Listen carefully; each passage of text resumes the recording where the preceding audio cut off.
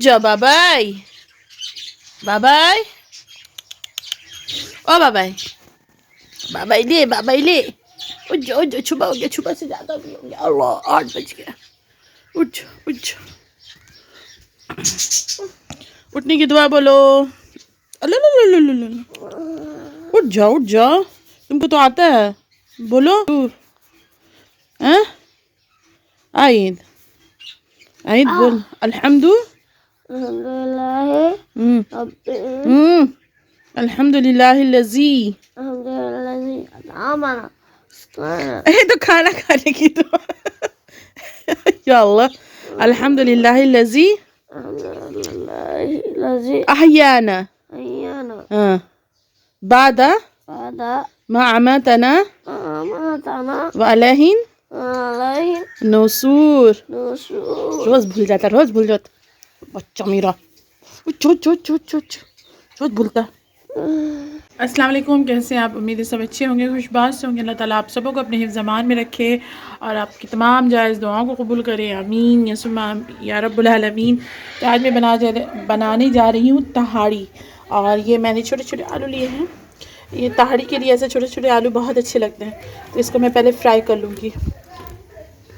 पहले आलू को फ्राई कर लें, और आलू को फ्राई मैंने सिर्फ नमक से ही दिया। और ये मुर्गी का गोश्त जो पिछले वीडियो में आपने देखा होगा, तो अजान जो मुर्गी लाए थे तो उसका कुछ मैंने लिया था और कुछ रख दिया था। और प्याज भी इसमें थोड़ा ज़्यादा लगता है, बिरयानी के से ज़्यादा लगता है, क्योंकि मसाले वाला होता है ये ना। और इसमें चावल जो है आप 1 घंटा पहले से भिगो के रख दें, और चावल अगर ज़्यादा थोड़ा अच्छा हो तो बेहतर है। उसके बाद प्याज जब लाल हो जाए तो उसमें गोश्त दे दें, जो गोश्त आप इस्तेमाल करें, बीफ हो या फिर मटन हो। तो मैंने मेरे बच्चे मुर्गी पसंद करते हैं, और मैं भी मुर्गी ही अच्छा लगता है मुझे, इसी वजह से। और इसमें अदरक लहसुन का पेस्ट थोड़ा ज़्यादा लगता है बिरयानी के बेनिस्बत। तो आप इसमें क्योंकि कम से कम 3 चम्मच, और फिर मिर्च का पाउडर दे दें।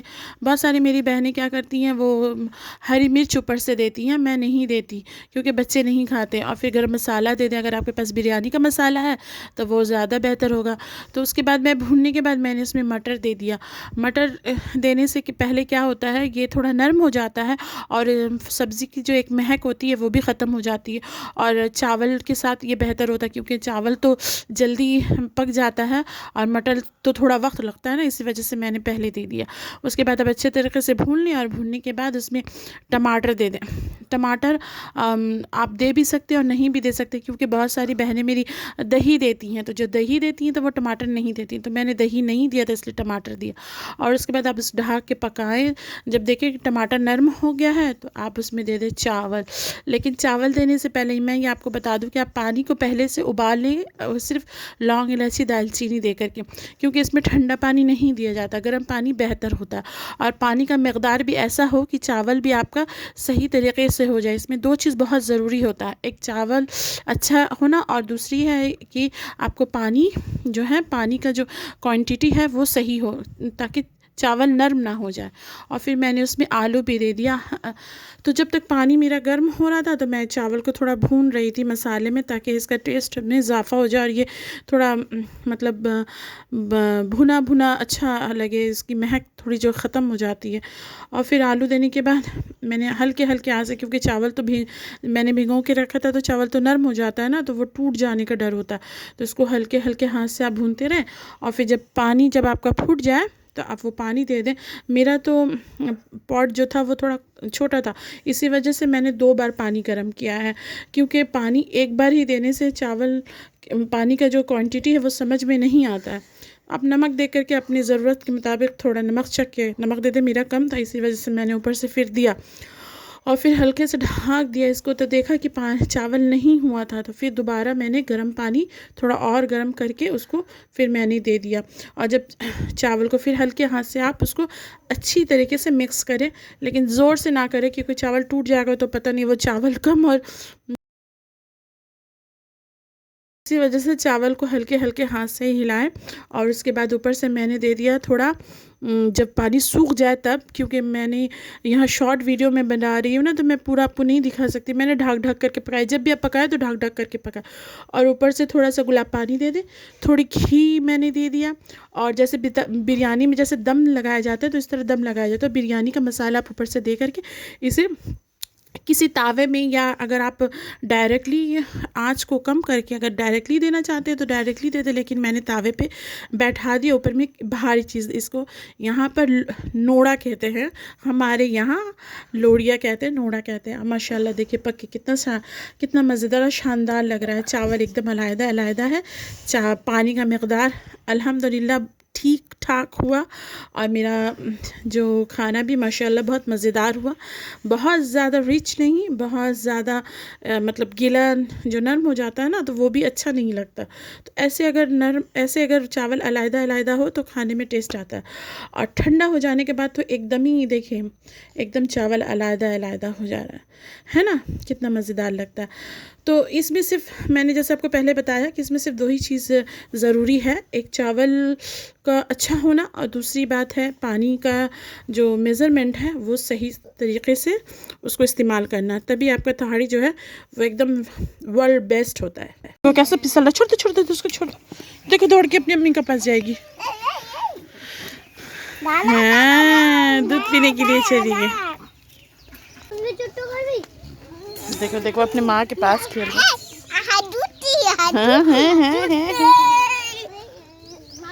बाबरी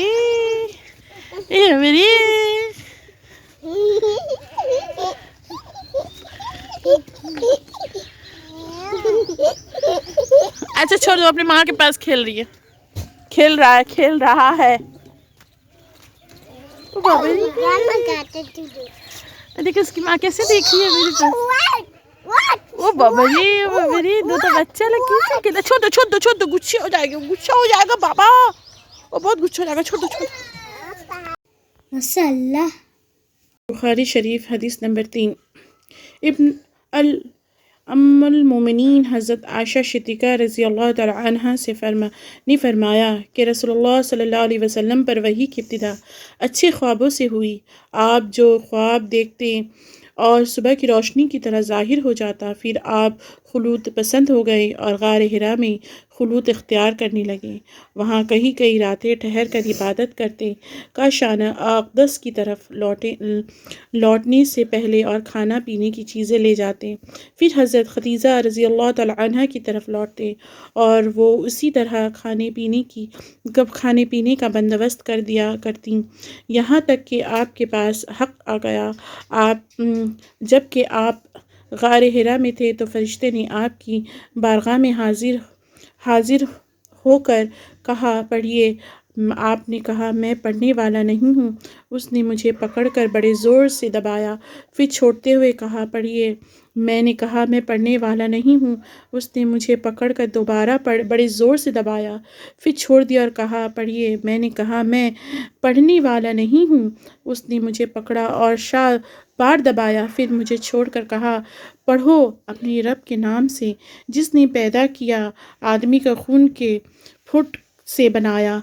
पढ़ो और तुम्हारा रब ही सबसे बड़ा करीम है। रसूलुल्लाह सल्लल्लाहु अलैहि वसल्लम इसके साथ वापस लौटे। आपका दिल काँप रहा था।